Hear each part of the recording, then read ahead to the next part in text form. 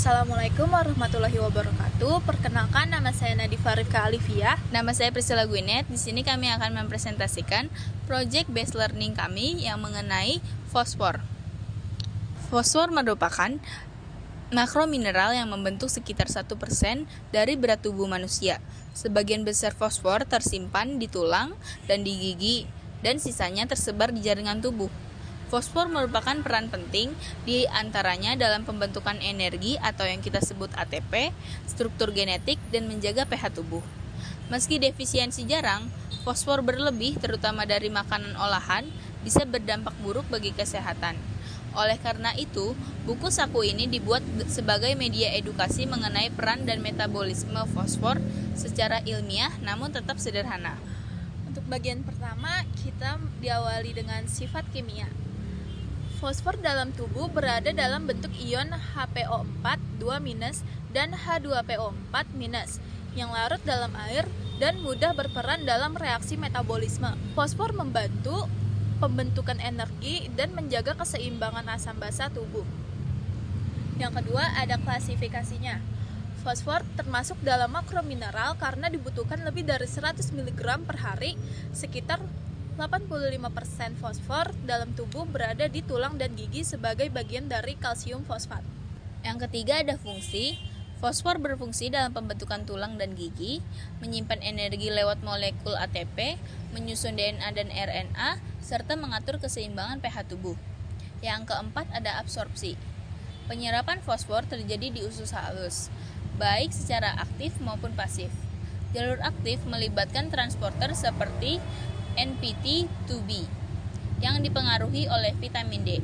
Jalur pasif terjadi saat asupan fosfor tinggi.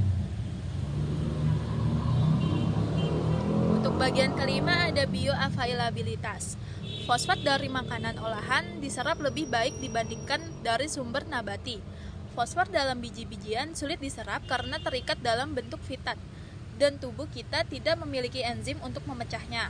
Untuk bentuk simpanannya, sekitar 85% fosfor disimpan dalam tulang dan gigi, 14% di otot dan jaringan lunak, dan hanya 1% berada di dalam darah namun sangat aktif secara metabolik. Selanjutnya ada ekskresi.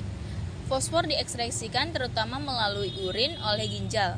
Ginjal membantu menjaga kadar fosfor tetap stabil. Gangguan ginjal dapat menyebabkan akumulasi fosfor yang membahayakan tubuh. Kedelapan ada sumber fosfor. Fosfor dapat ditemukan dalam biji labu, keju, salmon, dan susu. Sumber hewani umumnya lebih mudah diserap. Fosfor juga banyak ditemukan dalam makanan olahan, meskipun perlu diwaspadai karena bisa berlebihan. Selanjutnya kita masuk ke angka kecukupan gizinya. Kebutuhan fosfor bervariasi tergantung usia dan kondisi.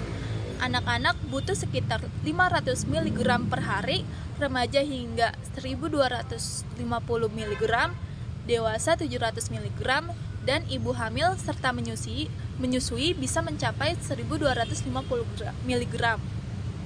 Untuk dampak defisiensinya, walaupun jarang, kekurangan fosfor bisa terjadi pada orang dengan malnutrisi, alkoholisme, atau gangguan metabolik. Akibatnya bisa berupa tulang lunak, kerusakan otot, dan gangguan pernapasan.